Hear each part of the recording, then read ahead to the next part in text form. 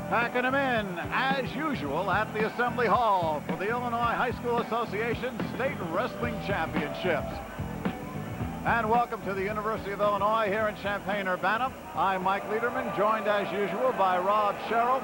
Rob, this event goes back 59 years, the IHSA Individual Wrestling Championships. Only the rumor has it you've been here for all of them. I know that's not true, but you do know what goes on in wrestling, and I don't think there's ever been a stronger field, certainly in Class AA, than tonight. Certainly the strongest I've ever seen, Mike, and college recruiters across the country have been waiting a couple of years for this senior class to develop, and you're going to be amazed at the kind of talent we got to show you.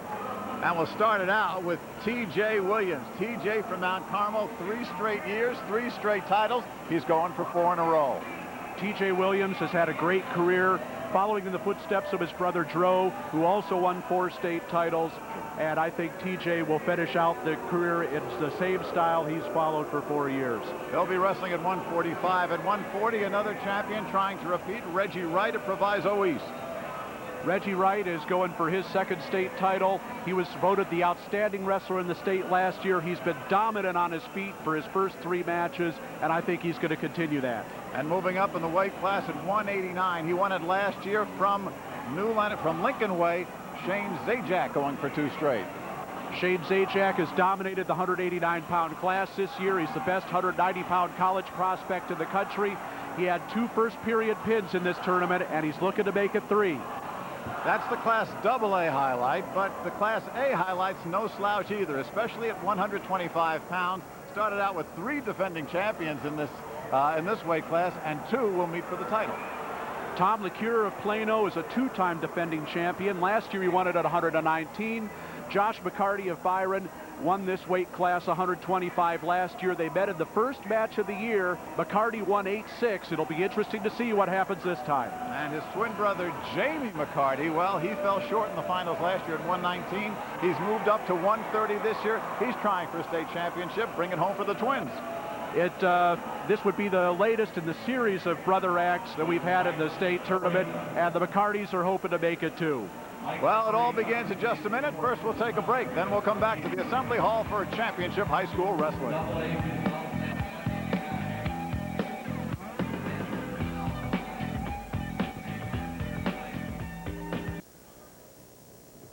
The broadcast rights to this program have been granted to Sports Channel by the Illinois High School Association. Any rebroadcast, reproduction, or other use of this event without written consent of the IHSA and Sports Channel is prohibited. We're in the Assembly Hall. We are just about ready to start things off, the 59th Individual State Wrestling Tournament. As you can see, we've got the 2 mats. The Class A mat will be the one on the left, the AA mat on the right. And you're looking there at the first competitor, Jeremy Hayes, Class AA Morton, coached by Greg Pritchard. Hayes at 39-0 will be going against Amador Estrada of Round Lake. Now we'll be bouncing back and forth between the mats. We will update you on all the matches if we don't get them all covered as they're happening side by side. Rob, take a look at the crowd right here. This Assembly Hall, Mike, is as full as I can ever remember seeing it. I think we may be looking at a record attendance here. We normally do get in excess of 10,000 for the finals, in the 11 or 12,000 range. I think we're pushing that. 13 matches in each Class A and Class AA. Coaches are ready, competitors are ready. And there we see again the championship in the lightest class, 103 pounds. Jeremy Hayes, you see, perfect, 39-0.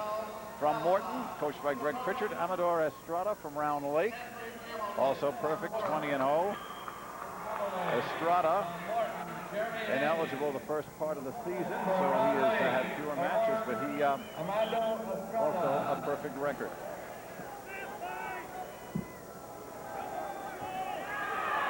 That's Hayes on the right and Estrada on the left. Rob, what do we look for here?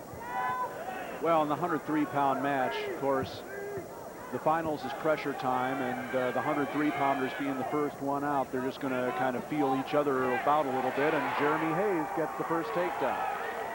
2 points for Jeremy Hayes with 30 seconds to go. Again, 3 2-minute periods if you're new to the sport or just to refresh. You certainly win a match by a fall or by scoring more points through takedowns, reversals, and escapes, and near falls. We'll keep you appraised. Bruce Bartosh is the official, the lead official. Greg Causey is the secondary official. Again, the secondary official is Jeremy Hayes with the chicken wing on the right side has turned Amador Estrada to his back, and he's getting a count. This will be near fall points for Jeremy Hayes, 3 of them for the 5-second count by the official Jim Carnahan. Hayes up now 5-0. We're telling you the lead official has control of the match. The secondary official only there if the lead official asks for his help.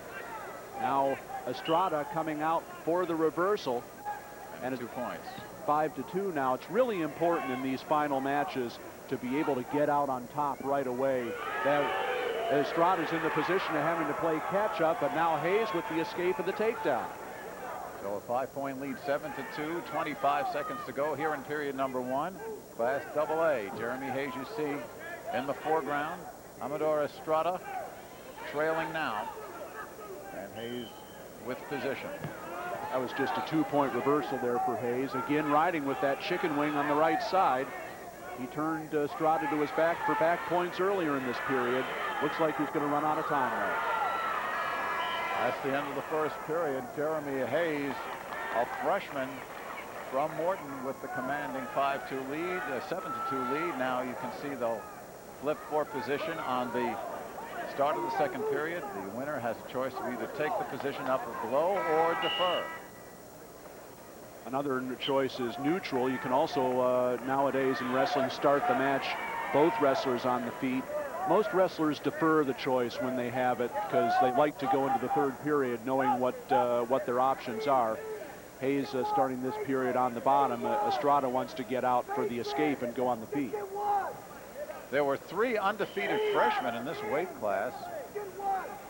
Hayes undefeated, of course. So is Amador Estrada. Hayes coming out of East Moline sectional, which he won. Barrington sectional winner was Estrada.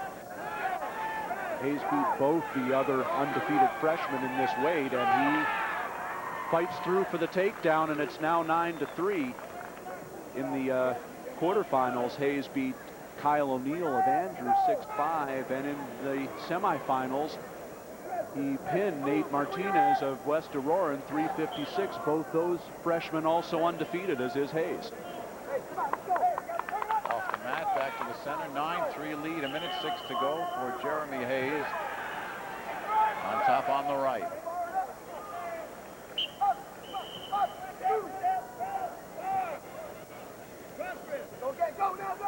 One minute to go, period number 2.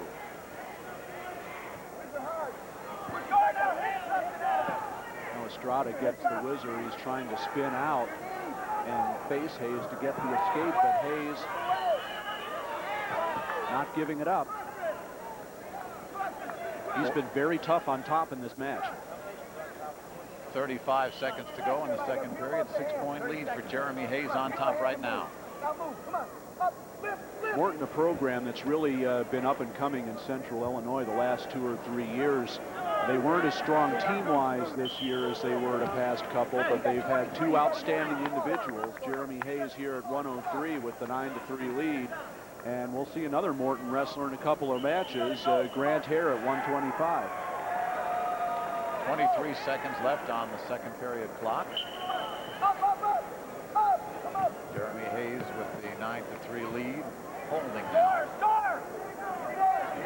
Estrada a little more aggressive on the bottom now than he was earlier in the match. Hayes again looking for that chicken wing on the right side. He had some success with it earlier. Final seconds of period number 2. And Jeremy Hayes with the 6-point lead. I think he may have a slight nosebleed there, which will be attended to before we go any further.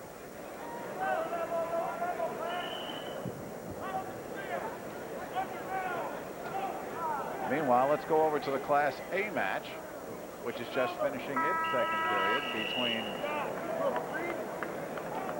Manuel Palafox, he is in the black and orange there on your left, and Patrick Hamilton. Palafox from Kewanee, Patrick Hamilton from Morrison. Hamilton with the commanding 8-point lead starting the third period. And this is pretty much so far gone as a repeat of the Rockridge sectional final. These two wrestlers met there, and Hamilton won by a score of 14-0. And here he is ahead again 9-1, so things going pretty much the same way. I was told before this match that if Hamilton wins, and it appears he will, this would be Morrison's first state champion of any kind in any sport in the school's history. Something to shoot for. Both wrestlers are sophomores. Palafox 31-5 on the season. Hamilton 37-3, and both have qualified for state for the first time. There's Palafox now, and the escape there by Patrick Hamilton. Nice spin behind there by Palafox, but he couldn't finish. He wasn't able to bring Hamilton down to the mat to get the 2 points. Final 60 seconds here in this match.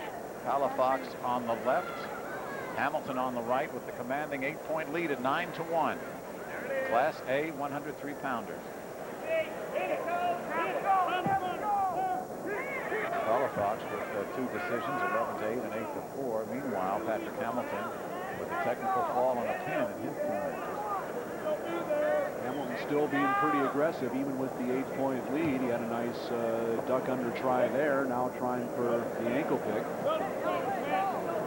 25 seconds to go in this match. He hasn't shut it down. That's the important thing.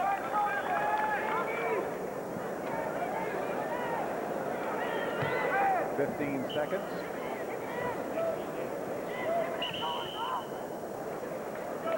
And 10 seconds to go. And we will finish this one out here. James Carnahan, the official, blows the whistle, and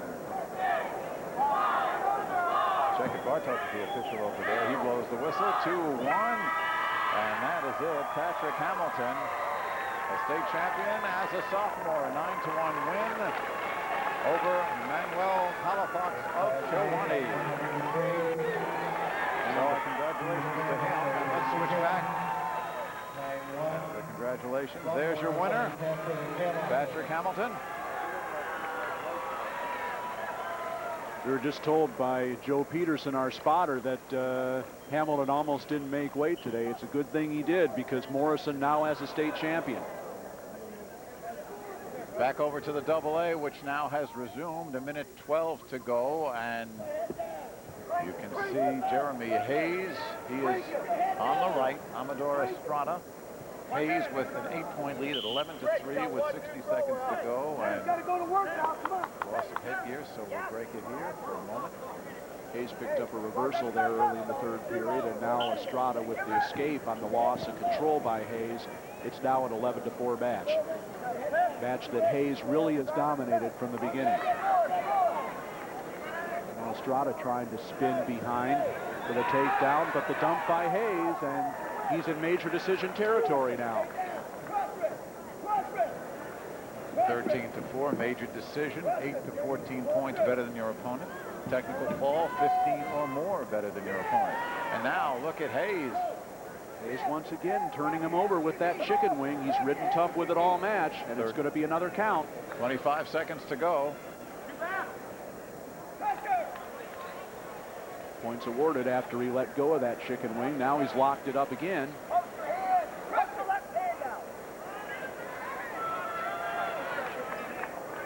Ten seconds. 15-4 the lead here in Class AA. 3, you hear the crowd counting it down, and Jeremy Hayes with a 15-4 victory. The freshman is the state Class AA champion at 103. Well, we had some very talented freshmen at 103 pounds in Class AA this year. This is obviously the most talented of the 3. He beat the other 2, and he's the state champion. Jeremy Hayes finishing the season undefeated at 40-0. And he is the first AA state champion tonight. Well, a couple of good matches to start things off, Rob. See the crowd, and we expect better than 11,000 tonight. I think there's easily more than 11,000 here in the house. I think we're getting toward 12, 13,000. There's people all the way up in the top row, and I don't see too many empty seats here. All right, let's go over to the match at 112 pounds now. It'll feature a junior and a senior, Chris Traversa of Plainfield. Now you're looking at the Class A match right now. This is Traversa and Valdez will be the Class AA match. What you're looking now is the Class A match between Todd Combs of Coal City and Nick Hessler of Orion. Todd Combs of Coal City trying to erase a couple of years of disappointments here in the state championship, and he'll certainly do that if he wins here. He's been second in the state 2 years, and we better switch over to the Class AA match because some funny things are happening. Let's take a look as we leave Class A for the moment. Hessler and Combs will go over to AA. And this match between Traversa and Valdez. That is Traversa in the white and Valdez from Sycamore in the black. Match right now 2-1 in favor of Valdez. And this is an interesting match between two very contrasting styles. Ed Valdez of Sycamore, one of the best wrestlers on his feet I've seen this year, and again he's taking Traversa, looking for the back points. No takedown yet. Valdez undefeated, ranked number 1 all season long, won the East Moline sectional. Traversa only one defeat at 43-1. Still 2-1, a minute 4 to go, first period here. Valdez, Clark, the official. Valdez will definitely try to keep the match on his feet. Traversa, a very good scrambler, and Valdez is going to try and keep out of those scrambles as much as possible. He was able to catch Traversa the first time for a takedown. Traversa able to scramble out of the second problem situation.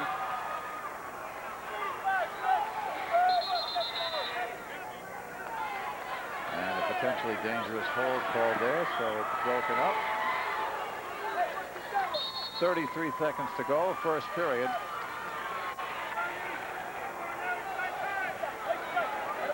For Valdez, it's his first state championship meet. Traversa qualified last year. 15 seconds left in period number 1. Still 2-1 in favor of Ed Valdez. Traversa's wrestling with a lot of confidence ever since that headlock he scored on Brian Comstock of St. Charles in the quarterfinals. He's really been riding high since then, and he's pretty much held Ed Valdez to a standoff so far, just giving up the one takedown. Started the second period. Traversa on the bottom, Valdez on top. Class AA, 112-pound final. Valdez, the top-rated wrestler in the class.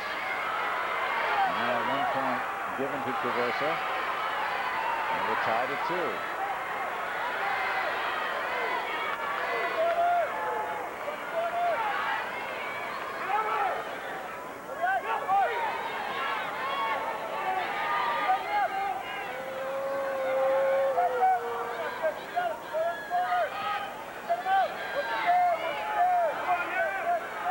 Minute 25 to go, and a stalemate called by the official. Not much happening there, and Anthony Clark just said, come on, let's start again. Stalemate happens when neither wrestler is able to improve his position, and Traversa has shown in this match since that early takedown, and one of the things that is characterized in this year, very hard to score on, and a roll through after it looked like Valdez had the takedown. And Traversa's got him in a headlock and a lot of trouble. Could be an upset here. Still plenty of time. Just about a minute left to go in period number 2. Traversa trying to put on the pressure. Valdez trying to fight his way out of it. 45 seconds to go. You saw right there what a good scrambler Chris Traversa is, and now it looks like Traversa's grabbing his wrist. He's in a lot of pain. I don't know what. See if we can take a look on the replays. Traversa, you can see, is in serious pain right there. Okay, right here you see Ed Valdez in on the double leg shot, but you'll see Traversa just pop those hips and roll Valdez right through to his back, and he gets the takedown and the near fall points. And he had Valdez in a lot of trouble here, but now looks like he has some kind of an injury, maybe to the hand or the wrist. Now let's come back live. That hand was around the mouth of Valdez. Now I don't know. Let's see if what the call is here. He's got his hands up, and obviously a gesture of I won. I don't know. Perhaps a bite. That was what I was thinking, but that's what's happening. That's what it is. Yeah. You know, you can see on the replay, and if we can show it to you again, Maurice on the truck, we can show that same replay. You can see the wrist was in the mouth of Valdez. This will be a disqualification. It'll be interesting to see whether or not this is a flagrant misconduct. See it call. right there? You see it right there. His right wrist is in. Well, we can't see it yet.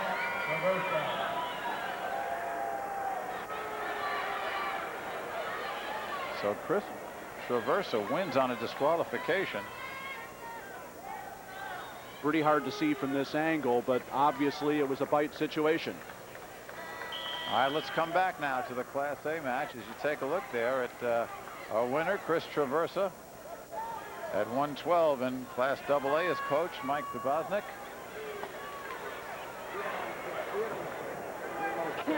Sorry. And we'll see if we can get some further clarification on that, Rob. Meanwhile, Todd Combs, after a rocky start, as Rob told you, someone who's come so close the last 2 years, has got a 6-4 lead over Nick Hessler. And we're just starting period number 3. Combs from Coal City, Hessler from Orion. Both are undefeated. Combs has lost twice in the last 2 years at state, finishing second with losses at the buzzer. So as a junior, he is back again, and there he is in green up top, leading by 2 points with 1:40 to go in this match. Hessler, winner of the Rockridge sectional. Combs tried a couple of suckbacks there, was unable to get the count. He was trailing 2-0 at the end of the first period and caught Hessler in a dandy 5-point move, and he was able to take command there, and certainly would erase a couple of years of bitter disappointments for Combs to be able to take home a title here.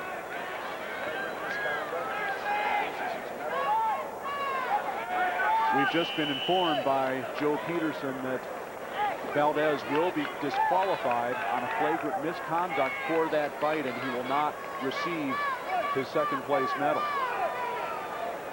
Certainly a very unfortunate situation for a wrestler that's worked that hard all year to get to the state finals. Well, there's very little latitude. Let's say there's no latitude in that rule. If you see some bite marks. And I think on the replay you saw his wrist right in the mouth. Traversa's wrist is right in the mouth of Valdez.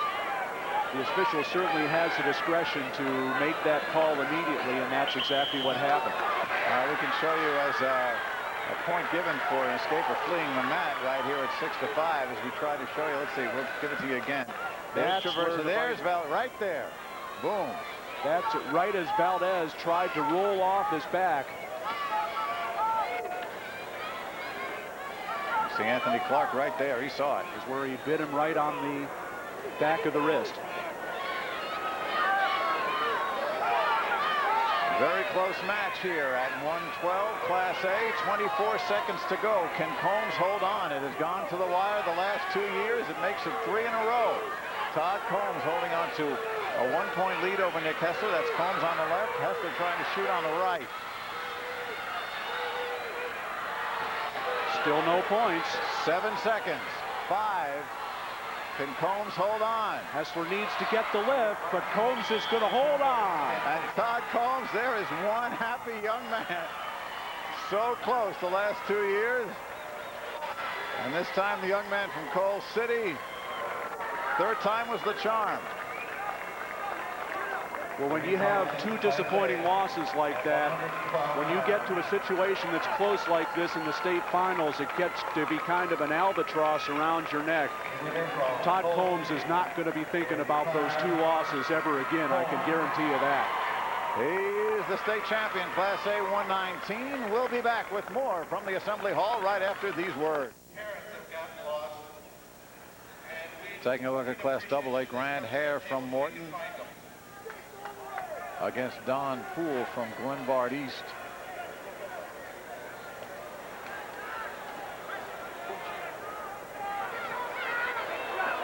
And we'll show you this. Grant Hare was third last year in 112, won the East Moline sectional. And there you see Hare. Don Poole, bit of a dark horse, 41-5 on the season. Won the Downers Grove sectional, qualified last year. Very consistent wrestler at what, he's won 30 matches every season he's wrestled, and he's a senior.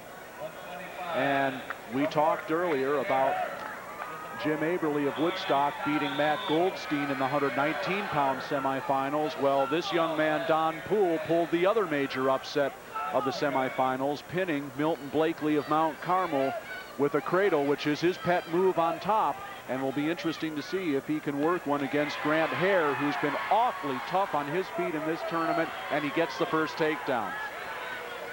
Hare in the black on top right there.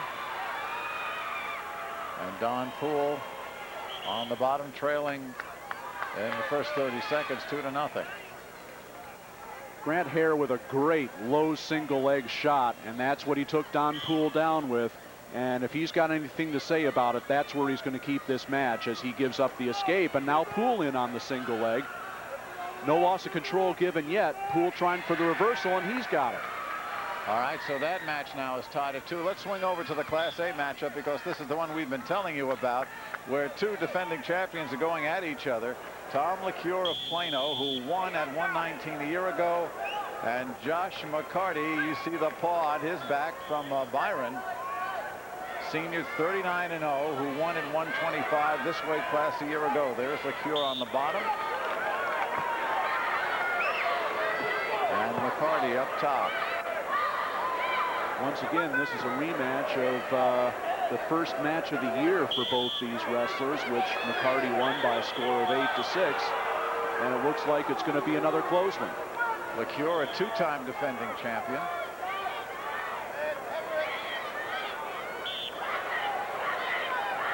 There he is in the purple. Trailing it right now 2-0. 30 seconds to go here. And the reversal given. Now the points are even at 2 apiece. Here with the reversal, and now in with that crab ride. They're going to try and work a tilt or another pinning combination. Now he comes up top. 5 seconds left here in period number 1. Rennie Garcelis, the official. That's the end of the first period, and LeCure and McCarty tied at 2 apiece.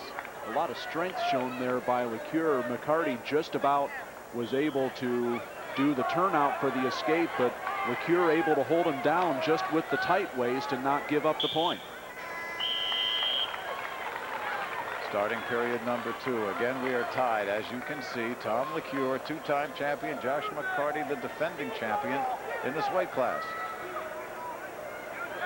Both are seniors. McCarty and his brother Jamie, who we'll see at 130, his twin brother. Of course, two of the big factors behind Byron's first ever dual state championship last year, and Byron is still alive in the duels with a 23-0 record. And now an escape for LeCure in his first lead of the match.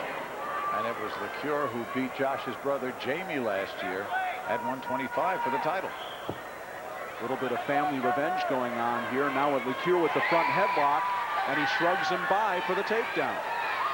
5-2 now the points. LeCure up 3. 1 minute gone by in period number 2. And now LeCure with the legs in, again looking for a power half or a tilt. Now he comes out up top.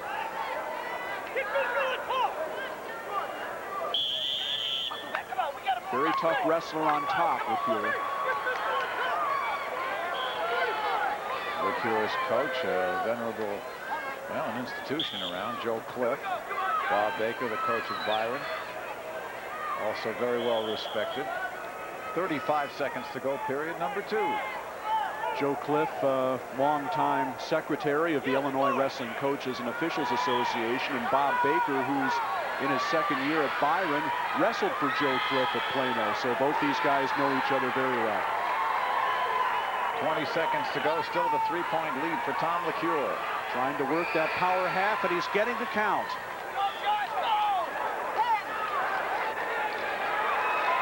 Two on the back. 2 near fall points for Tom LeCure. He extends that lead to 7-2 with 7 unanswered points. And that is the end of the second period with LeCure in command over Josh McCarty.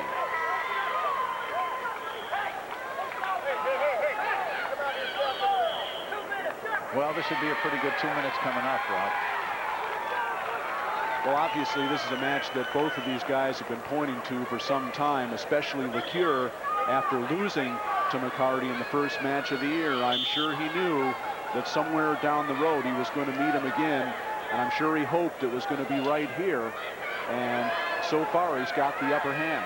Both on their feet to start, and back they'll come.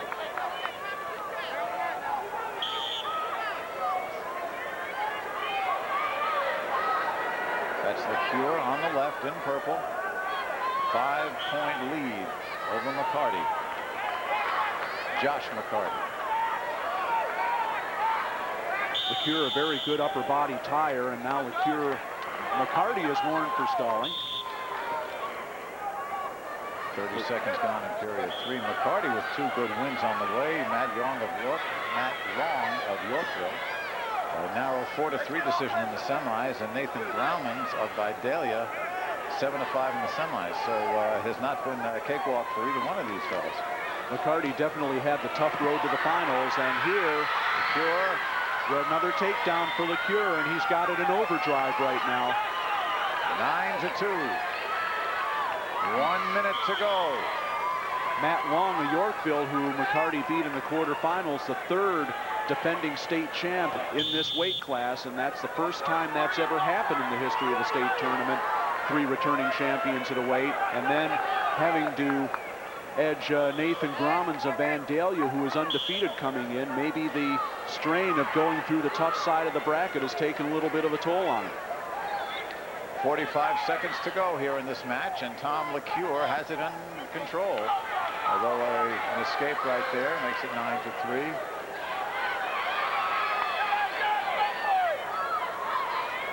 Both these guys, defending champions, obviously know how to win. LeCure's got a long state tournament streak going, and he doesn't want to see it end here, nor would McCarty, kind of coming out to be the surprise 125-pound champion last year. And even if he doesn't come out victorious here as unsuccessful on the throw attempt, he still has a state title to take home for his career. 2 more points, 11-3 in the final 10 seconds. And Tom LeCure looks like he's going to have trophies of both McCarty's, Josh and Jamie, in successive years. 2-1.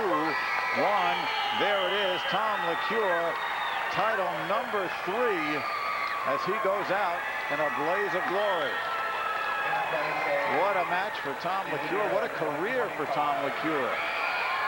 He was a guy that always peaked at the right time. He'd lose a match every once in a while during the regular season, but when it counted here, he never did. A perfect 9-0 in his state career. Quickly, let's switch over to AA, because this match now is in the final 45 seconds, and Poole and Hare really going at it right here. And you saw the score. It's now 10-5.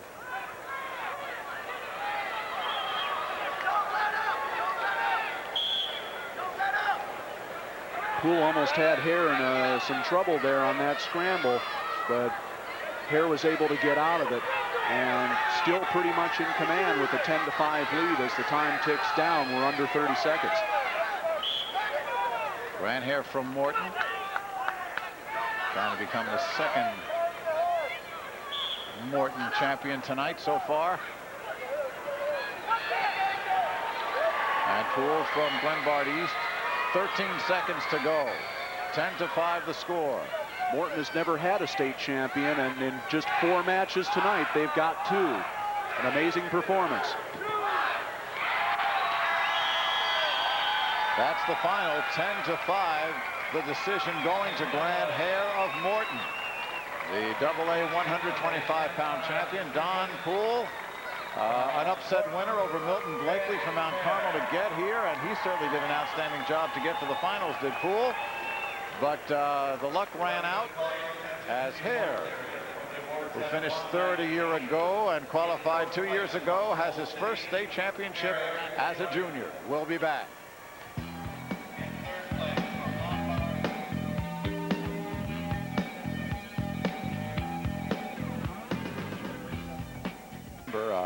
Last year it was canceled after the lawsuits involving Mount Carmel. So this year we're going to have it. Let's go to the Class AA 130-pound championship. David Douglas looking for title number 3 as a junior from Thorn Ridge. Douglas will be facing Jeremy Larson from Oswego. He is a senior qualifier a year ago, but never got this far. And David Douglas, he's one of those stars of the Illinois High School Association Wrestling, and this could be certainly a chance for him to shine again. David Douglas not only going for his 3rd state title, and were he to do that, he would next year have a chance to become a 4-time champion, and here he gets the first takedown on Jeremy Larson. But he's also the only wrestler in the 22-year history of the 2-class system to win the state titles in both Class A and Class AA, and the amazing thing it only took him 2 years of his high school career to do it. He started out at Luther South as a freshman, won at 112. Then last year he won at 119, and here he is at 130. Douglas with a pin and a technical fall in his first 2 matches, then a tight match against Mike Castillo of Lions LaGrange, 6-5. And there he is on the left with a 2-1 lead after the escape by Jeremy Larson. Larson, meanwhile, coming in with the extra match, wasn't seated as high, finished 3rd in the sectional, so he had a technical fall, another technical fall, and then an 8-0 decision and an 8-6 decision in the semifinal against Dana Holland of Carroll Stream. Even though Larson only finished 3rd in the Downers Grove North sectional, he had a very strong performance, and it was pretty obvious there that he was going to do something in this state tournament. And he's gone all the way to the finals, and even though he was 3rd in the sectional, I don't think that should be very much of a surprise to anybody.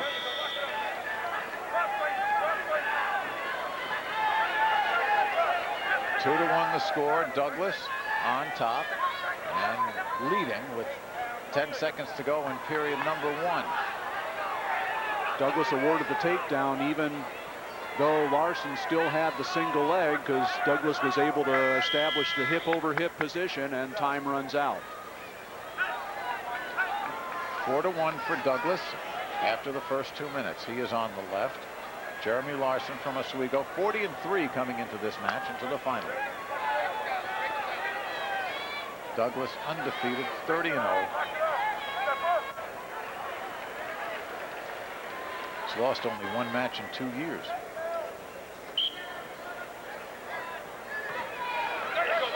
And a little bit of explosiveness by David Douglas with the sit out and spin behind for the reversal, and almost got back points too. Now he did he did not get the back points, but now he's looking for a cradle to try and get those back points. Minute 35 to go, second period. Douglas now has widened the lead to 6-1. Douglas does have the hands locked. Now looking to try to sit through and get the points, and a potentially dangerous situation here. Minute 25 now left to go, second period.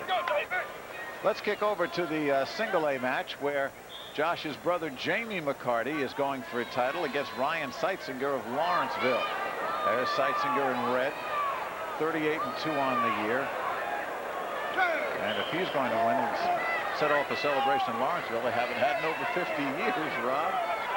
I don't think any school has gone 54 years between their last champion and their next champion, but if Seitzinger were to rally and win here, that's exactly what would happen as far as Lawrenceville is concerned. Now Seitzinger does get the escape.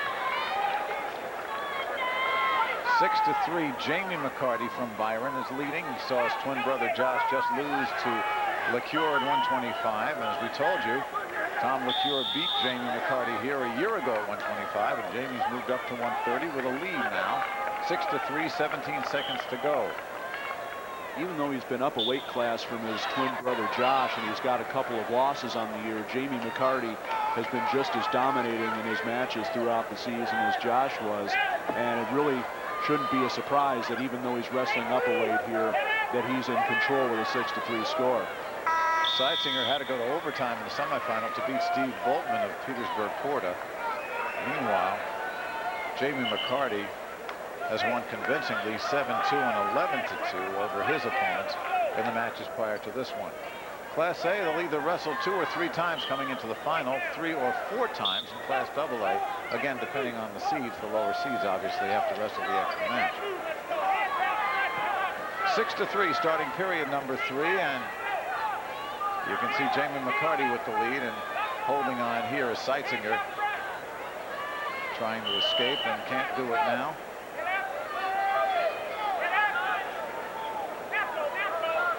Minute 35 left on this.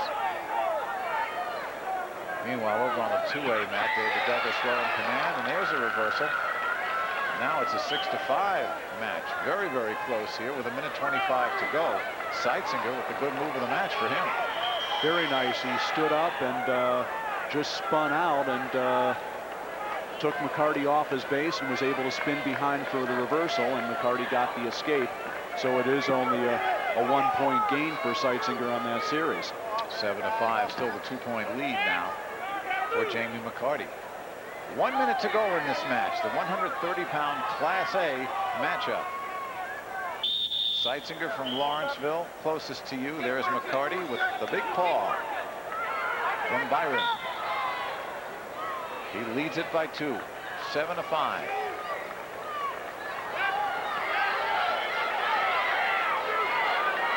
And once again, Byron, a team we may see in the duels and perhaps even in the finals to try to defend their title. Coming up 30 seconds to go.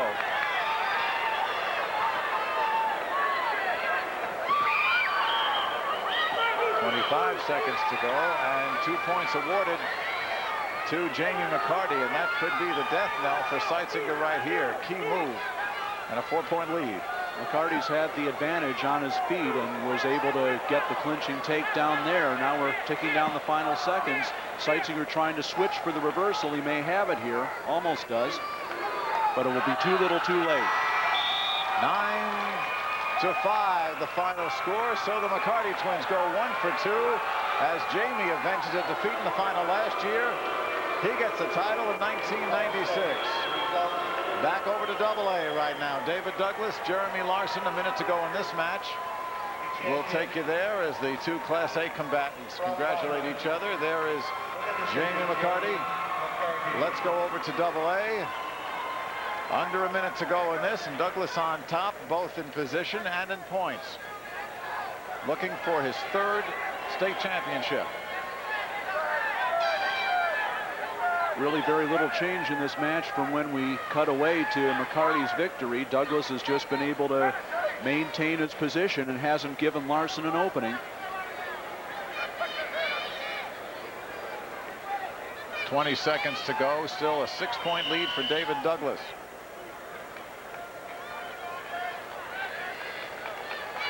A few matches from now, we'll see T.J. Williams of Mount Carmel go for a 4th state title. And next year, we may see David Douglas become the next one to try for it.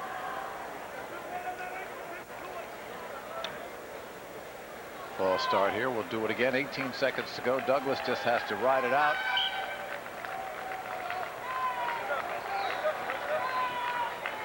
For the title.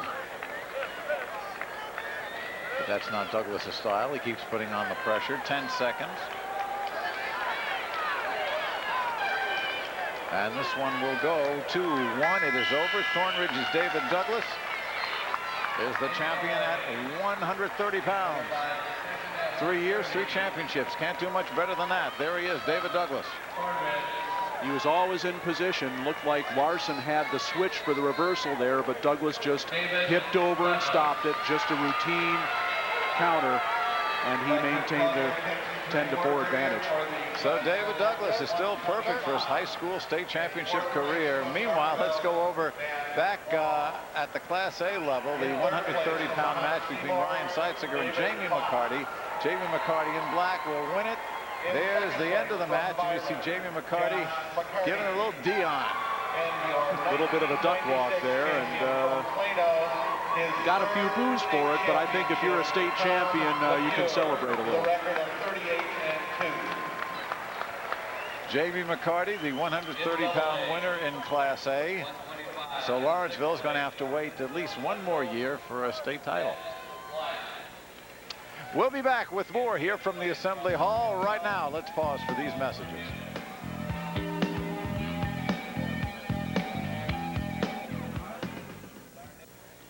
We now pick up action later in the third period. They are tied. It's 2, as you can see, with under a minute to go here in period number 2. Both these wrestlers from the Interstate 8 Conference. Hall winning the Muhammad Seymour sectional, and Henze coming in third at Plano, but he knocked off Brandon Tremble, who was rated #1 all season by no less an authority than our Rob Sherrill right here. And he did it handily, too, a 7-3 win. One of the things we've discovered, and here is Henze with the reversal, and he's going to get a count. He's got Hall in a lot of trouble. 10 seconds to go in the second period. Trying to get his right arm under the head so he can lift it up and expose that left shoulder. But now Hall is able to roll off and get out of trouble. Hall ducking the bullet. The lead is 5-7-2 for Ken Henze of Plano. And one thing that's deaf in the state tournament is giving up a lot of points in a hurry like that. Very difficult to overcome a 5-point move like Ken Henze just got there. And as you said, Rob, these two know each other. They have met several times. And there's an escape for Hall. 7-3. Now Hall in on the double leg shot, switches off to a single. And goes again to the double, looking for the dump. And he's got it. Close match now, 7-5, a minute 35 to go. And the escape, so it's 8-5, a 3-point lead for Ken Henze. Hall needs really 2 more takedowns to really get into this match. Trying for another one there, but a little too far away on that shot. Again in on the left leg. Minute 15 left. Lead is 3 for Henze in the purple. Henze's got the whizzer in. This is not a takedown yet. And Henze gets out of it. No points obviously there. Still 3-point lead for Henze. Under a minute to go now. The 135-pound Class A match. Once again, trying to dive in on that double leg attempt is Don Hall. And once again, Henze fights it off. Very close to a stalemate situation here. And there it is. 37 seconds left.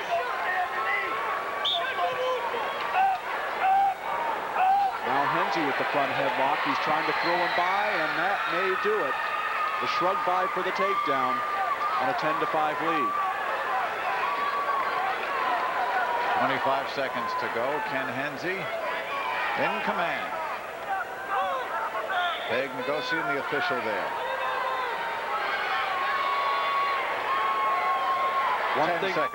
One thing about Joe Cliff and his wrestlers, they are always ready for the state tournament. It's rare a year goes by anymore where he doesn't have a state champion, and he's got to have a couple of them this year.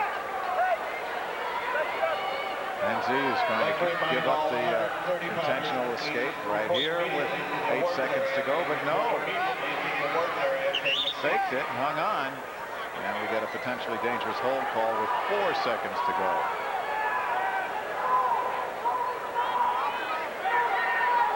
Doing the optional start to try and maintain some separation. And now he comes back out and he's the champion. Second title for Plano. Ken Hensey's first. And he is the Class A champion. 135. There he is, Ken Hensey. Meanwhile, back at AA, we have got a match going. Tied at 3 as we'll swing it over there. Alan Cartwright had the lead at 3-1, but Pat Rona just came up with a reverse. Came up with a takedown there, and it was tied it at 3-3, and he cuts Cartwright loose with the escape, and it's now 4-3 in favor of Cartwright. Again, the strategy. Less than a minute to go, he gives up the intentional point. Gives up the intentional point because even though Rona is very good on the mat, as most Marist wrestlers are, very difficult to turn a good wrestler in this situation, and the chances are he's probably going to be warned for stalling on top, so he wants to take a chance and go on his feet. Stalemate call, 36 seconds to go. Cartwright with that 1-point lead. Both of these wrestlers are seniors, both very experienced. Cartwright undefeated on the season. Cartwright, a very difficult wrestler to wrestle if you're behind by 1 point, as Rose there on the single again, because Cartwright can just slow you down and take you out of your offense, as he's done so far, and now he's warned for stalling. 19 seconds to go. Cartwright with the 4-3 lead. Now what Rona has to do is just keep the pressure on, because even if he doesn't get a takedown, he might get another stall call. And now he's got Cartwright in some trouble. No takedown yet. 10 seconds to go. Now it is a takedown. Cartwright trying to spin out. 5 seconds to go. Rona leads by 1, 2, 1. There it is. Oh, wait a minute. A point was awarded at the end, and we are tied at 5. Loss of control there, achieved by Rona to force the overtime. Bill Marquardt emphatically showing the 1 point. Literally at the buzzer. We'll show you this again. Rona got the takedown, but Cartwright got the loss of control. He hit the mat just a little bit later. It would have been a reversal.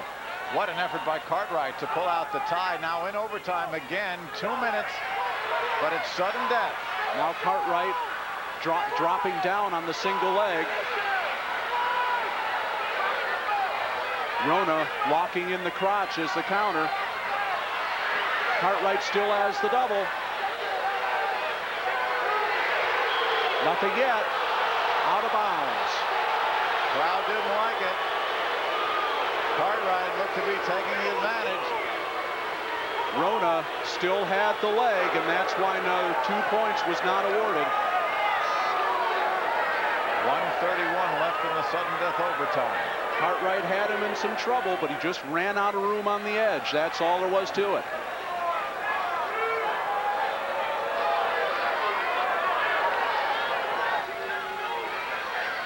And for a match that hasn't been very high scoring, there have been some thrills here at the end. Now Rona in on the single. And now Cartwright with the lock. Rona trying to work up. He has to work up past the waist. Now he's got the double. Trying to lift it up. Still no 2 points. Cartwright fighting it off. And now the 2 points have been awarded. And Pat Rona's the state champion. What an effort by both wrestlers. You hear some boos from the crowd. Cartwright, his first defeat of the season, came so close to winning it, but that is what a championship match will do for you. Pat Rona, Alan Cartwright, closest match of the evening so far. And what an incredible sequence of wrestling and counter wrestling by both wrestlers in this overtime.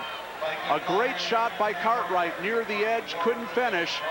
And now Rona with the double leg, Cartwright with the counter, but it's not enough. Pat Rona gets congratulations. We will There you see Mark Gervais as coach. Another Maris champion, and we'll take a look again at some of the activity from right here. You see Rona with the double leg. He's trying to work up above the waist. Cartwright still has the crotch lock, but Rona able to lift that double leg high enough to establish control, and he's the state champion. You see his reaction, and Alan Cartwright on the mat. Dream of a championship achieved, and the dream of another championship is gone. We move on to Class AA at 140 pounds with another returning champion looking to get his second. Cody Abbott of Urbana, 40-1 on the season. He will be facing Proviso East's Reggie Wright. Reggie Wright's got a winning streak that's either at 79 or 83 matches, depending on how you're counting. There is Reggie, the outstanding wrestler of last year's individual championships, as he won at 135 pounds and successfully lived down that title, the best wrestler never to win a championship in Illinois recent history, and he did it outstandingly. Won the Downers Grove sectional. Cody Abbott won at Lincoln Way. Again, 40 victories in 41 matches. And once again, a very interesting contrast in styles here. Reggie Wright of Proviso East, in trying to defend his state title, has been the most dominant wrestler in this state tournament on his feet. He's racked up the takedowns so fast you need a computer to keep track of them. Cody Abbott, on the other hand, very tough on the mat. And Reggie Wright is going to keep this match his way. Cody Abbott's going to try and keep the match his way. Contrasting styles, we'll see what happens. As you see, Bill Cartwright disappointed over the loss of his son in the 135-pound championship final, now trying to coach Reggie Wright as a coach to a state championship. And Reggie Wright with a takedown and back points right off the bat. Reggie, who's made, as you said, short work of his prior opponents, going out quickly here. Technical fall in his first match against Zach Amond of Lake Zurich. Technical fall against Jason Geisinger of New Lenox. 19-6 over Mike Hodge of DeKalb. I'd say he's been pretty dominant through this, as you said, Rob. Certainly, if he wins this title the way he won the first 3 matches, he was both the outstanding wrestler in Class AA last year. No reason to think he might not repeat with another performance like we've seen out of him in his first 3 matches. 1 minute gone in the match, and Reggie Wright, early dominance, but only now a 4-1 lead on Cody Abbott. Wright had over 30 takedowns in his first 3 matches, and 2 already here in the first period. And you know that's where he's going to keep this match, because Cody Abbott is looking for some action on the mat. That's where his chance is to win this match. But so far, the times he's ridden Abbott, Wright's had his way. 40 seconds to go here in the first period. Still the 3-point lead at 4-1 for Reggie Wright. Wright with the legs in, cross-body ride. He's also done a lot of Greco-Roman. You know, you compare the 2 styles. Will one affect the other? Do you have to? Is it almost like baseball and softball, or similarities enough where you can go from one to the other without really losing your effectiveness of either? Well, I think in Reggie Wright's case, what it's done is it's made him a complete wrestler in terms of his attack. He's got the great leg shots, but don't try to tie up with him in the upper body, because he can throw you too. He can do it all on his feet. That's the Greco-Roman influence. 10 seconds to go. It's now a 4-2 lead for Reggie Wright as Cody Abbott tries that head scissors over there. Quickly broken up by figure 4 around the head. Not called here, as we have a 4-2 lead for Reggie Wright on the 2 more takedowns. That's the end of the first period, and Reggie Wright with a 4-2 lead. And here we go. That's a good look at Wright. Mike Porton-Queso, the lead official. Abbott took down to start the second period.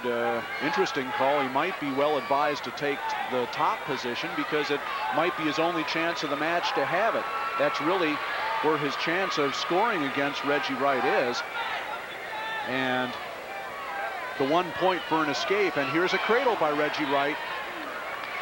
And looks like he's got a count, and it's 2 near fall points. Now a 6-2 lead. Difference again between 2 and 3 points on near falls is the amount of time you're able to maintain that. You need a visible 2 count by the referee for a 2-point near fall and a visible 5 count for a 3-point near fall. 2 more points awarded again on back points. The lead up to 8-2. One of the things you have to do in a match like this is you have to make your choice when you have the option work for you, and Abbott has not done that. He took the bottom position trying to get out immediately, but he's been turned to his back twice. Perhaps if he'd taken the top, he might have been able to break right down and tire him out a little bit on the mat, but exactly the opposite is happening here. And when Reggie, as we have a stalemate here, gets his choice for the third period, he'll certainly take the neutral position and go back to work on his feet. Cody Abbott putting in a tough night's work as Boynton Queso talking to Abbott. Now he allows the escape.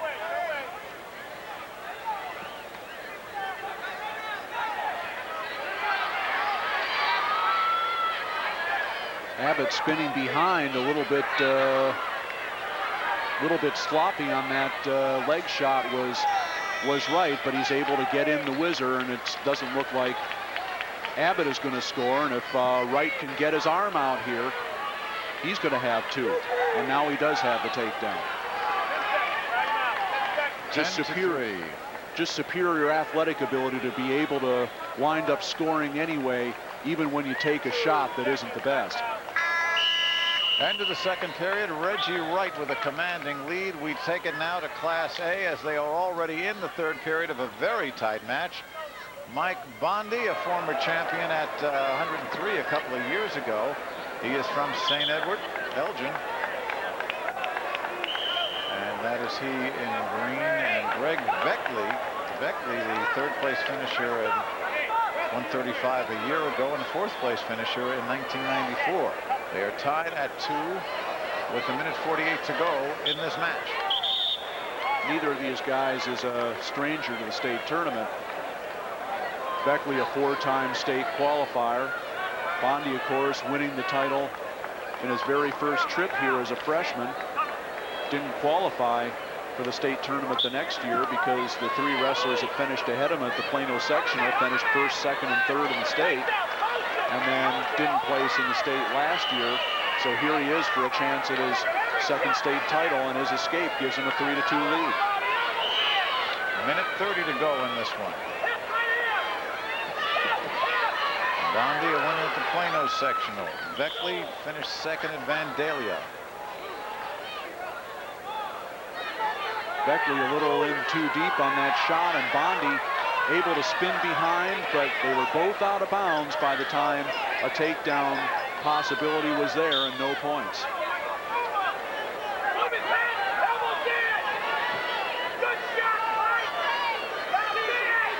Bondi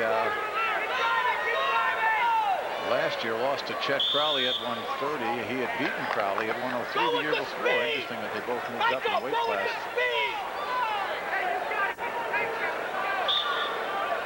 A minute 5 to go. Still the 1-point lead for Bondi. We'll swing it over to AA again.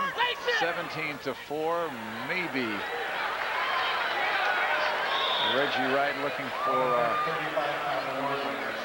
technical fall if he can get one with 10 seconds to go. 17-4, the score in favor of Reggie Wright, and he's shown that even when he gets a little bit sloppy there on top, he's able to scramble out of trouble. Well, he won't get the technical fall, and he's not happy about it, but still it was a big win, if not a clean win. And state title number 2 for Reggie Wright. So let's go back to Class A right now as we congratulate Reggie and pick up Beckley and Bondi in the final 40 seconds of their 140-pound match. Well, Bondi didn't get the takedown before, but he did this time, and he's extended his lead to 5-2. Beckley does not have a championship. Bondi, we told you, 3 years ago as a freshman, won at 103. And to be the first time that any wrestler in a state tournament has gone 3 years between state titles. You are a fount of information. You know that. Well, that and 25 cents gets me a cup of coffee when it's on sale. Yeah, I was going to say, I don't want to hang around your diners. Anyway.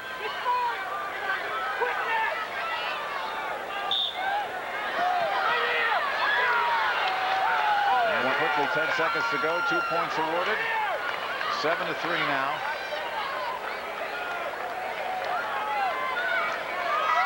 Beckley in the blue, Bondi in the green, and Greg Beckley goes down as Mike Bondi has the win at 140 pounds. So a happy Mike Bondi. He's got titles as a senior, titles as a freshman.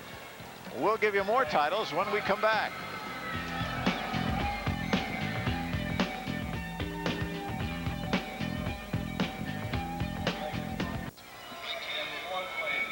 Well, here is the match of the evening, at least in terms of the coronation people, or many people are expecting. T.J. Williams, you see he's perfect this year, looking for 4 state titles in 4 years.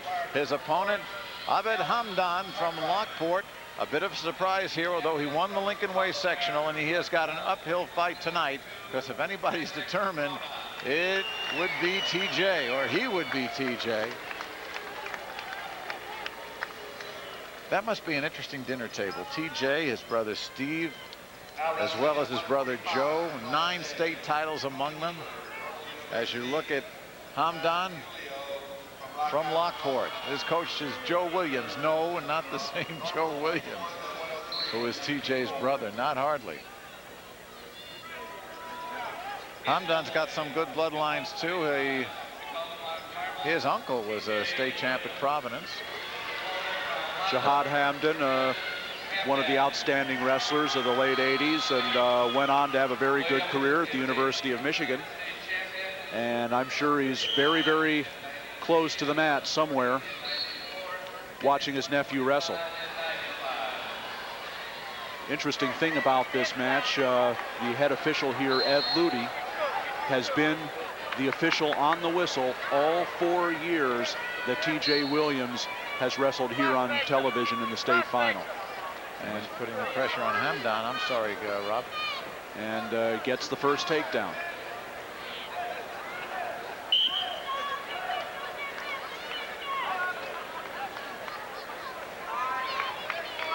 Bill Wick, the coach at Mount Carmel. T.J. Williams, the third Williams he has coached. And they've, of course, been the cornerstones of the Mount Carmel program over the years. Always the sure winners when things got tough for them.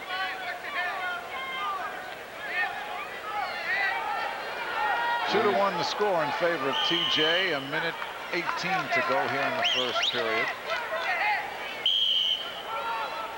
Look at the concentration on the face of T.J. Williams. Countered that shot by Hamdan. Stopped his forward motion, just spun behind for the takedown.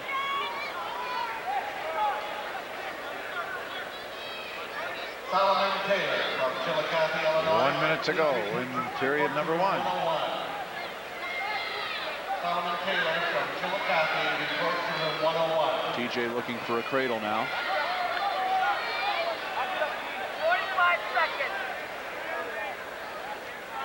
40 seconds to go, first period. It has been all T.J. Williams, but Hamdan is, or Hamdan, if you will, is held on and finds himself down by 3.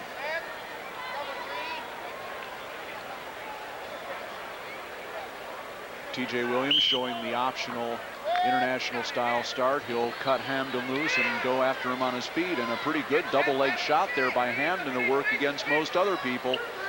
Very tough though to take down TJ Williams, and he counters with the takedown. Locks up a cradle, almost went the wrong way with it. And now Hamden limp arms out of there on the left side. 6-2, TJ Williams the lead. 12 seconds left in period number 1. TJ Williams has lost only one high school match in his career, and that was on a disqualification, Rob, I believe. What was it for? An illegal hold, I think. There was 2 matches as a freshman, 1 on a disqualification as a sophomore. And Hamden gets him into a little bit of a scramble there, but no problem for TJ. Comes out on top, and he'll take neutral to start the second period.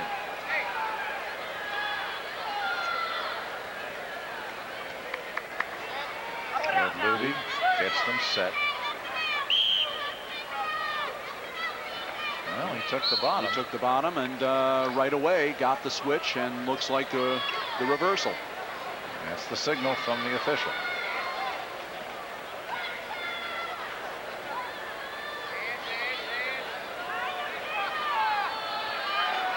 Now Williams with the legs in. Look at trying to lock up another cradle. Reset for a fresh start. Minute 25 to go, second period. The 6-point lead for TJ Williams. So far, this would qualify for pretty much a workmanlike job by Williams. Hasn't taken a lot of chances.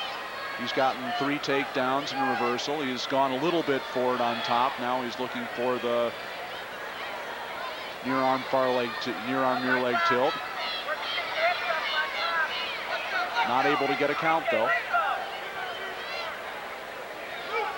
So he's shown us a cradle on top. He's shown us a tilt. Still no back points as Hamden is able to fight him off.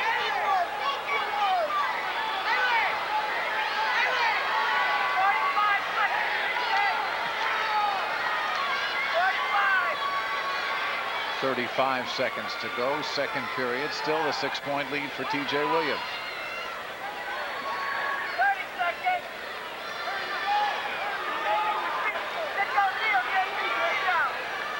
Williams looking like he wants to lock up another hip tilt. Now he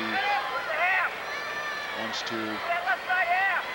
Hamden just down there, basically daring TJ to move him. Work the far wrist. Yeah, he's really not giving him much pace right now. Got his head down on the mat, and it's a good way to get warned for stalling. Ludy had said something to him earlier, but hasn't whistled him yet. 1 second to go. That's the end of the second period. And not a lot of action. Pretty boring match, actually. And TJ is comfortably ahead, 8-2. Let's swing it over now to the Class A matchup. And here we've got Tom DiUlio from Rock Island, a bit of a surprise. You'll find him in the green and white. There he is on the right against Tony Niebuhr from University High in Normal. A minute 45 to go in this match.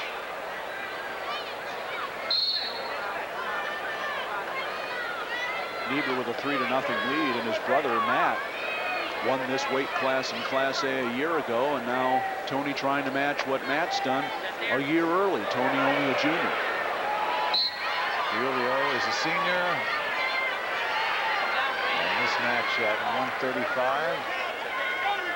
Let's go back to Double-A, which has got about a minute 20 to go. And once again, we find Joe Williams and Abed Hamden in pretty much the same positions. Earlier, looked as though Williams was about to turn him, but that didn't happen. Meanwhile, 13-2, and Williams working on a major decision with 1:05 to go. Williams finally got the near fall, walked up a cradle for 3 points, and he's really in the driver's seat now, a minute 6 away from becoming the 5th 4-time state champion in Illinois history. We'll take a break to tie his shoe here. 13-2 is the score. TJ Williams of Mount Carmel way ahead with a minute 6 to go. He won last year's match 17-6.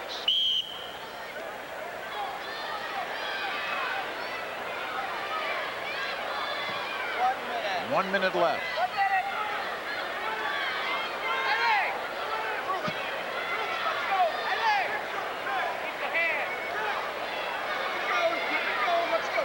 I think Williams would like Hamden to give him a little more pace, but Hamden hasn't done it. Now he's tilting back on the cradle. And 3 more points. 1 point away from a technical fall. 30 seconds to go.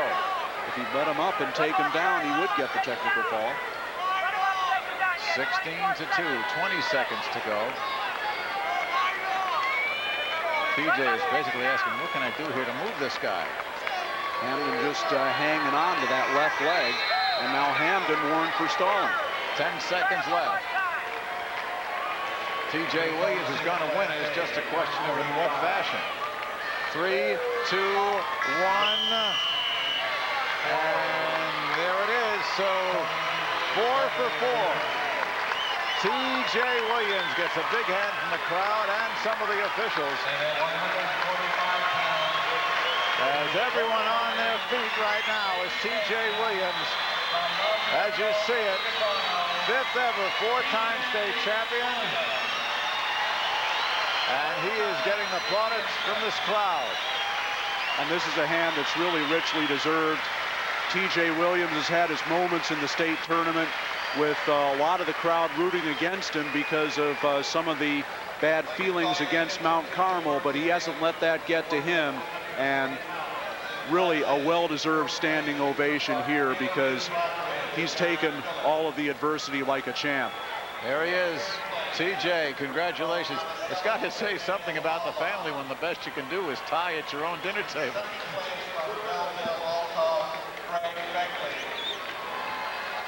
Let's go back now very quickly and review the Class A 145-pound match between Tony Niebuhr and Tom DiUlio. That is Niebuhr in the gold with a comfortable lead. And Tony Niebuhr, as his brother did a year ago, is the state champion in Class A at 145 pounds. In 6th place from Chicago Bears, Steve Leverett. In 5th place from Warren Gurney, Mike Ray. A look at the Assembly Hall. The buzzing continues for TJ Williams' feet. In 3rd place from Lion. As TJ has won handily, 16-2. Niebuhr the win. In 2nd place from Tony Niebuhr. Cody Abbott. Now we're looking at the Class A matchup here, and then over to Double A at 152 pounds, where The record now 40-0. Reggie Dan Weber, who has qualified the past 3 years, is trying for his first title.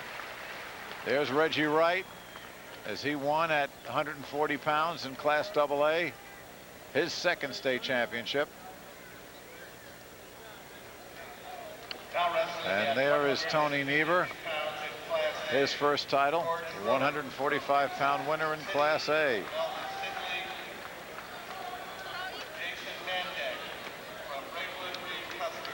Now let's go over to the mat on the right, the Class AA mat, the match between Dan Weber of Conant against Dave Thomas from Springfield Lanphier. Dan Weber.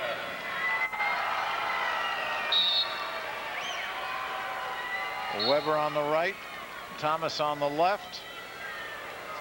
Both wrestlers undefeated at 44-0. And Rob, again looking here, Dan Weber's had kind of tough luck the last couple of years. Maybe this will be his charm. Meanwhile, Thomas, also a senior, is the first time he is qualifying for the championships. Weber, a 4-time state qualifier, 3 straight years, 1 match away from placing, and we saw the unfortunate incident earlier in this broadcast with the biting incident 112. Well, that's what knocked Weber out of the state tournament last year, was a biting incident just like that one.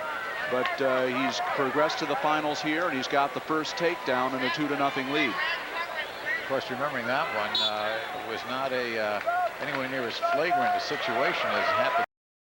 Now Weber locking up a cradle. That's what he likes to use on the top. Could be our first pin of the evening. Here it is. 45 seconds into the match, and Dan Weber didn't waste any time.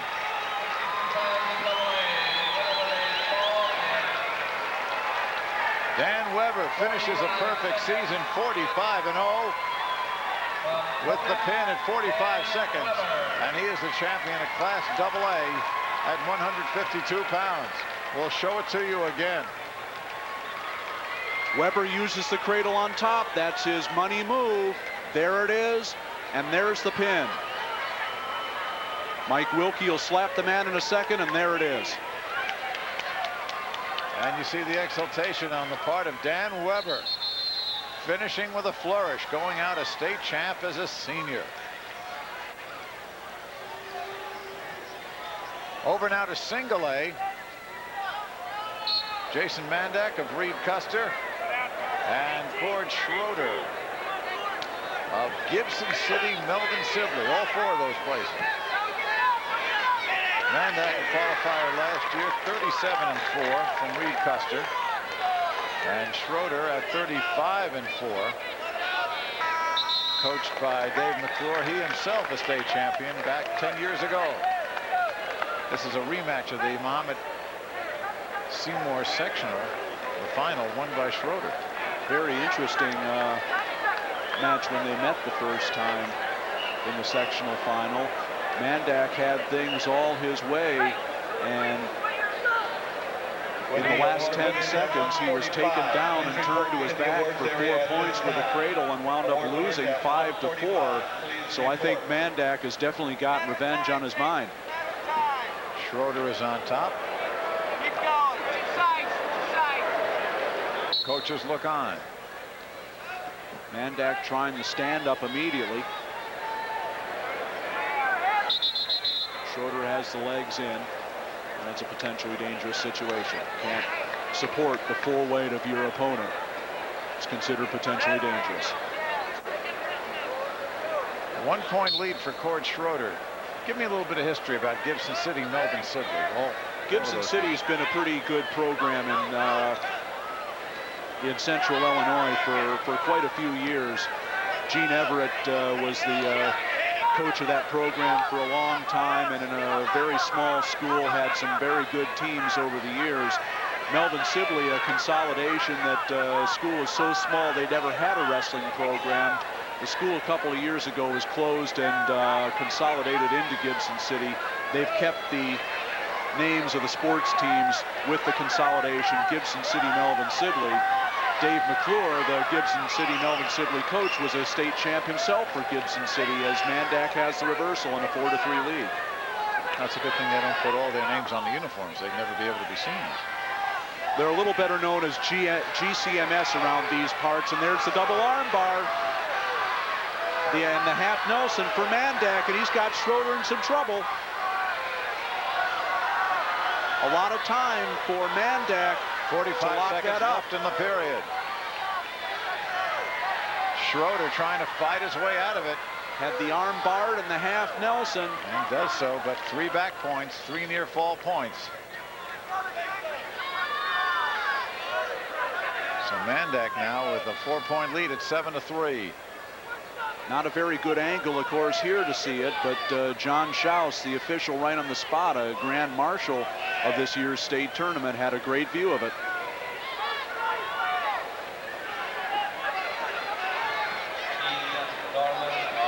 Now 10 seconds to go. Standing up, and he has a reversal. 7-5 the score in favor of Jason Mandak. There he is on your left.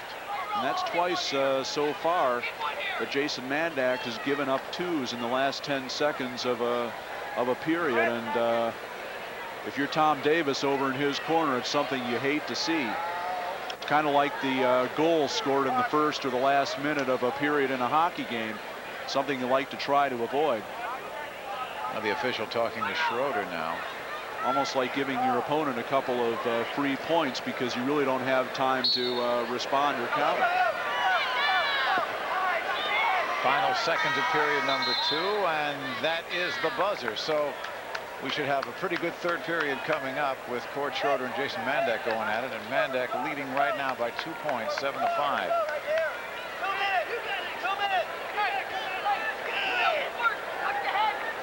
Schroeder in the semifinal defeated Chad Orr, another one of the folks who had ranked number 1, thought might be here. So Schroeder's already pulled off one upset. But he's already beaten Mandak in the sectional, and like nothing better than to do it again here for everything. Now Mandak starting on top. He's looking for a cradle here. Schroeder trying to reach back for the head, and it's a stalemate called by John Schaus.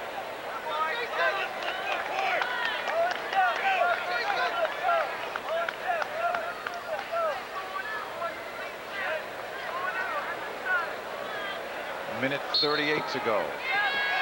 Still the 2-point lead for Jason Mandak. Once again, Schroeder sitting out looking for the switch. And once again, Mandak stops that.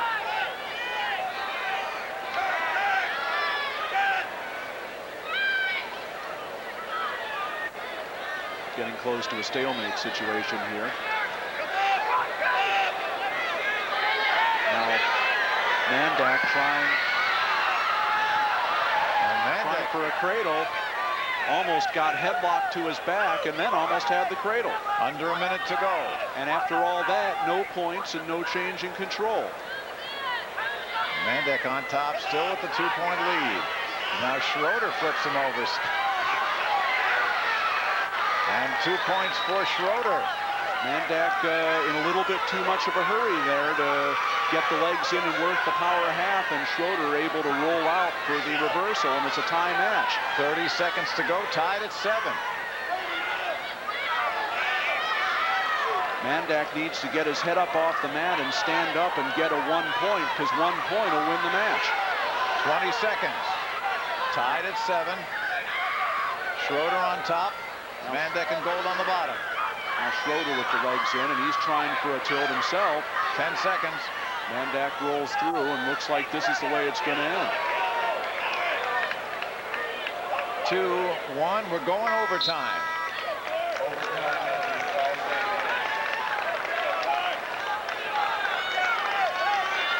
Again, 2 minutes set and up. Mandak had the 7-3 lead, wasn't able to hold on. Now we'll see who's better on their feet. First wrestler to score wins it.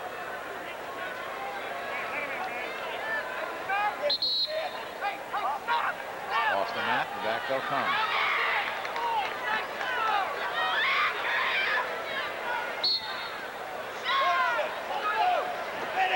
And Schroeder in on the single leg shot. Mandak tries to roll him through with the crotch lift. Nothing yet.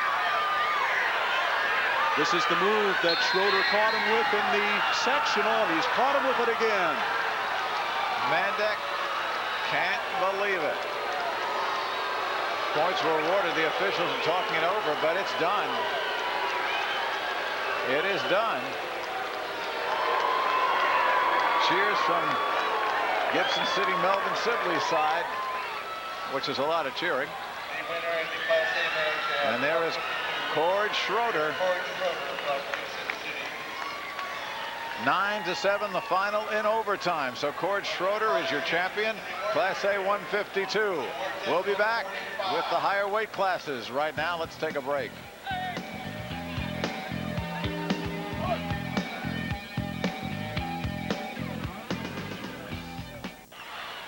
Moving to the 160-pounders in Class AA, John Venny in the black from Granite City got a late takedown against Seth Malley of Waubonsee Valley, Aurora, to win at AA 160 pounds, his first state championship for the senior from Granite City, head coach Mike Garland. Meanwhile, in Class A, Matt Wheeler from Robinson qualified a year ago, got a late takedown as well against Mike Odell of Muhammad Seymour. And Wheeler, the 160-pound champion, a 6-4 score over Mike Odell. And for Matt Wheeler, as a senior, he's got himself the state title. The 171-pounders are coming up next.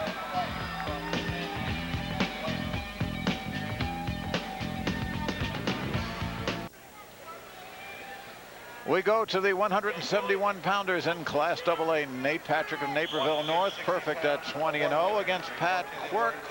Finished second at 160 last year from Hinsdale Central. He is trying to win it all in 1996. That is Quirk in the red. And he trails right now against Nate Patrick. And of course, Nate Patrick and Dan Weber, they'll probably be linked inexorably, huh, with the biting incident from a couple of years ago. But Patrick this year had a broken wrist. He was out a couple of months, ended up beating Quirk in the sectionals, and here they are rematched in the state finals. Well, that sectional semifinal match at Downers Grove North was a very hotly anticipated match, and the action certainly met and exceeded the expectations, with Patrick winning by a score of 11-7. He was helped by an early 5-point throw in that match. And he's got the first takedown here in a 2-1 lead. In a first period that was considerably less action than I would have expected. Quirk at 29-1. Patrick 20-0, undefeated for the year. And we go into period number 2. Again with Quirk on the top. And Patrick with the lead, and now the escape. So he builds the lead to 3-1.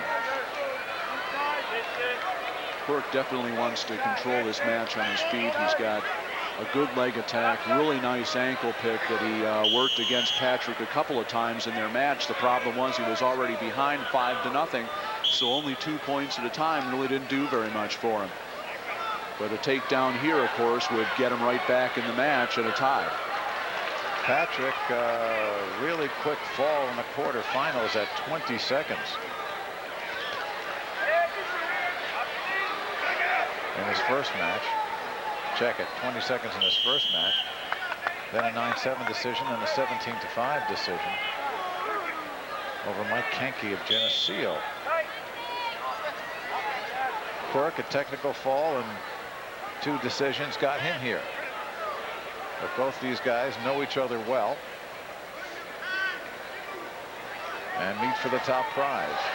360 move to a drop to a double by Patrick, doesn't work.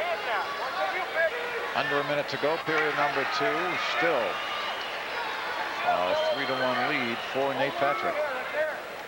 These two guys met last week. They really didn't leave very many things in the bag, and I think they both know what to expect this time, and very little that they've tried has worked. Now Quirk in deep on a double, and Patrick trying to spin behind, and the counter produces 2 points.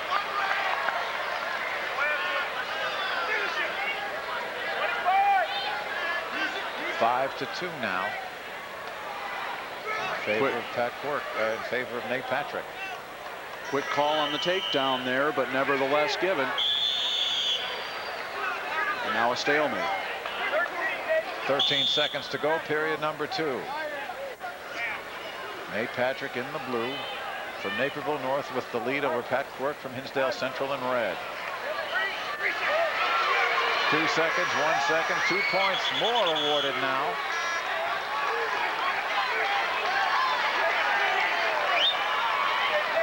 Patrick getting 2 points. Yeah, they put him up now, 7-2 now for Nate Patrick. And Patrick is showing us a few things he didn't show us last week, being able to score with the leg attack. And maybe with a little more time in the period, might have had a pin there. Final 2 minutes, and the escape by Quirk. Quirk's offense really has become very one-dimensional. He's just trying to dive in on the legs, and Patrick's been able to stop that pretty easily, even though there have been times when he hasn't been able to defend his legs very well earlier in this tournament. Minute 35 to go. The 4-point lead for Nate Patrick in the blue on the right. These the 171-pound finalists in Class AA. Now Quirk in deep, but not able to finish. Instead of going for the lift, he dropped down on the leg. Now he gets the takedown. Tightens up the match at 7-5. Now he lets him go.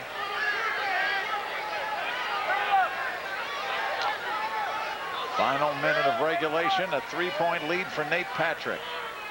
Quirk really needs 2 more takedowns here to get himself back into the match.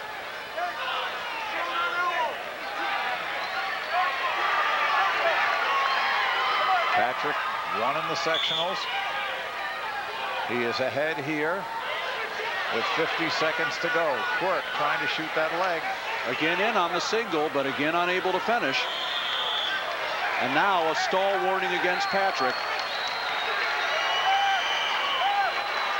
No points on the first. It's a warning. Second time it will cost a point.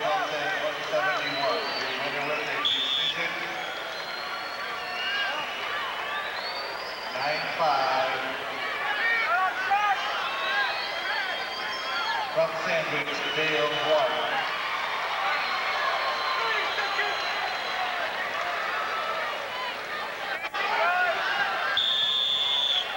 And now there is a stall warning here against Patrick, and Quirk has another point. So now 1 takedown will tie the match.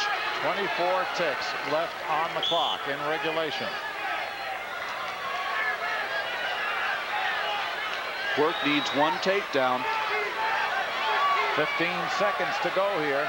If he can do that and ride him out, he'll force overtime. But again, not able to get past Patrick's defense. 5 seconds to go. We get a whistle here and a point awarded on the stall again. All Patrick's doing is blocking off, and another stall call.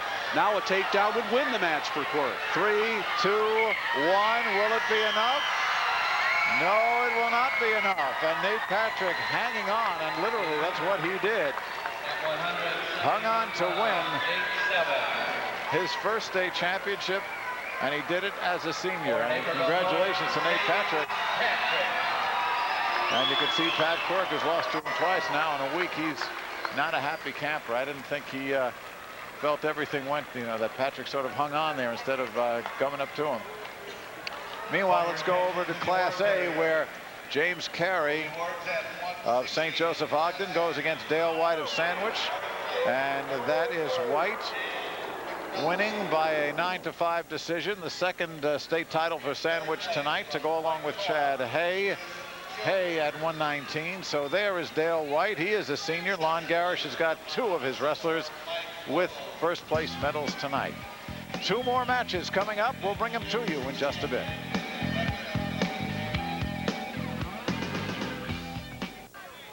Welcome back to the Assembly Hall. Mike Lederman with Rob Sherrill, Maurice Wallace, our Sports Channel crew in the truck. And there is Shane Zajac, who will go at 189 looking for a second title. He of New Lenox Lincoln Way against Todd Miller of Schaumburg. Let's pick up the action now in the first period with a minute to go. Still scoreless, but Zajac quickly with 3 points. Zajac worked in on that double, a nice lift, and brought him down to the mat for 2. Originally they put up 3, and I was wondering why. Maybe that was from a farther distance, like a 3-point shot in basketball. 45 seconds to go. Zajac, we told you, with a winning streak in excess of 80 matches. Mark Rudiger is his coach, and won at 189 last year.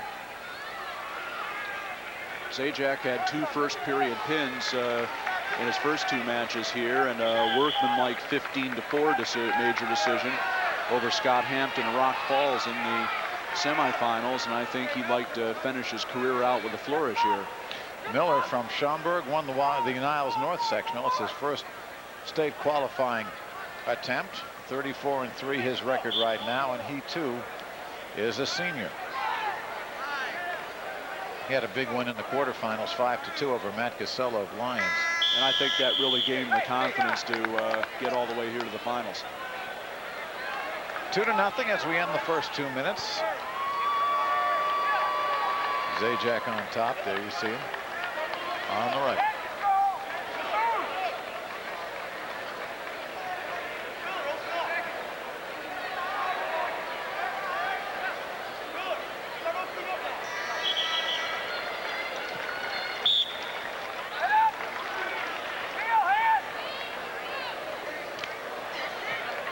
Second period action, and Miller had Zajac up. Did not get the point, and Zajac quickly comes up with the reverse, and it's 4-0. It looked like Miller had something going there for a second, Rob, but Zajac quickly countered. Lifted it up in the air, wasn't able to get the arm and leg combination, and Zajac quickly around for the reversal. Zajac working the bar on the left side. 4-0 for Shane. Minute 15 to go, second period.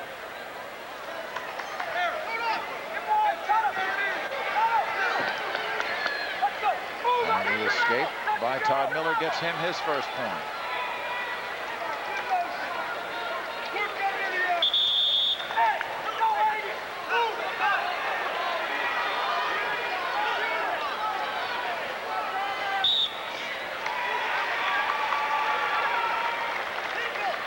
What did you know of Miller to get him to this point, Rob? I know this is a bit of a surprise that he's here. Miller was a member of our junior national team last summer, and anytime you have that kind of experience, it gets you better for next year. And also having the opportunity to work out with two wrestlers we've seen in previous finals, Ryan and Darren Ferguson, who used to wrestle at Lake Park and are assistants at Schaumburg, along with their father, Bob, who's the head coach. 2 more points for Zajac, though, and he's got a 5-point lead with 23 seconds left in the second period. Another takedown for Zajac, and he's pretty much had things his way.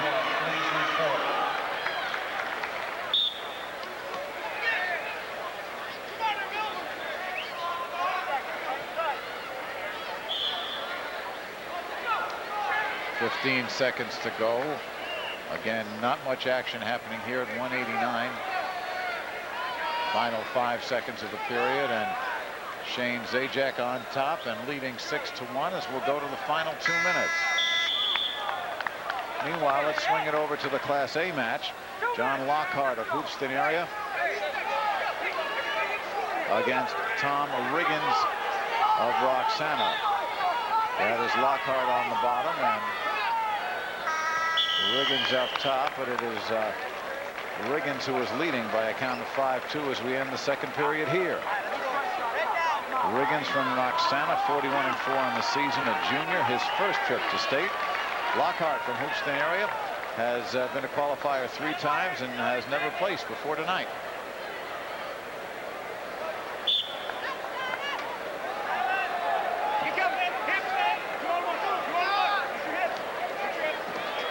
Third period now with the action. Again, both these matches a little bit slow, Rob. Yeah, well, the action's kind of winding down on a rather exciting night of finals. And Riggins riding hard on the top here.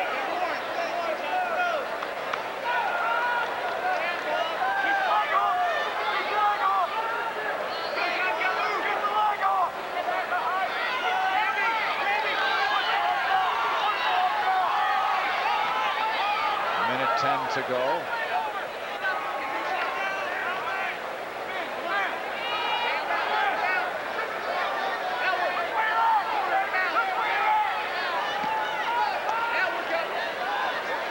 Under a minute now.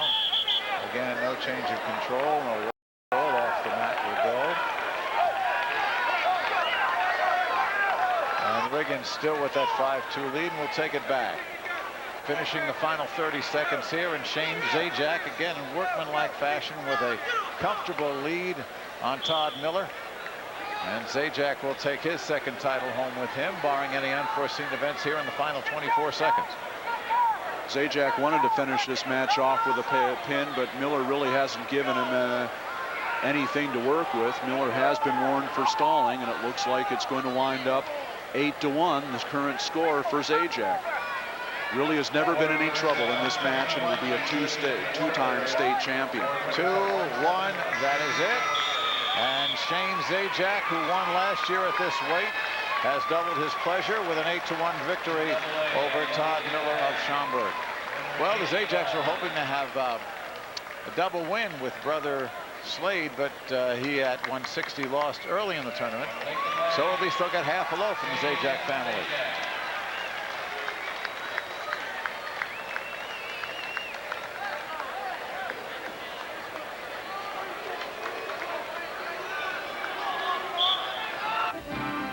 Meanwhile, in Class A, Tom Riggins of Roxana decision John Lockhart of Hoopston area 5-2 to win the title at 189 pounds. And with the heavyweights, Chris Byram of Sandwich became the third winner tonight for Coach Lon Garish. A 5-2 decision at 275 over David Bull of Riverdale in Class A. And Hubert Thompson, first-year wrestling varsity, 6'6" tall, winning at 143 with a pin over Chris Janik of Granite City. Thompson from Proviso West. Our next IHSA State Championship on Sports Channel comes your way Tuesday, February 27th, 11 p.m. We'll bring you the 1996 Dual Team Wrestling Championships from Illinois State University in Class A and Class AA. Coverage of the 1996 IHSA Individual Wrestling State Championships has been produced and directed by Maurice Wallace. Graphics coordinator Matt Luke. Remote facilities provided by Trio Video. Coordinating producer Dave Turner. Production manager Sheila Brown, and our vice president of program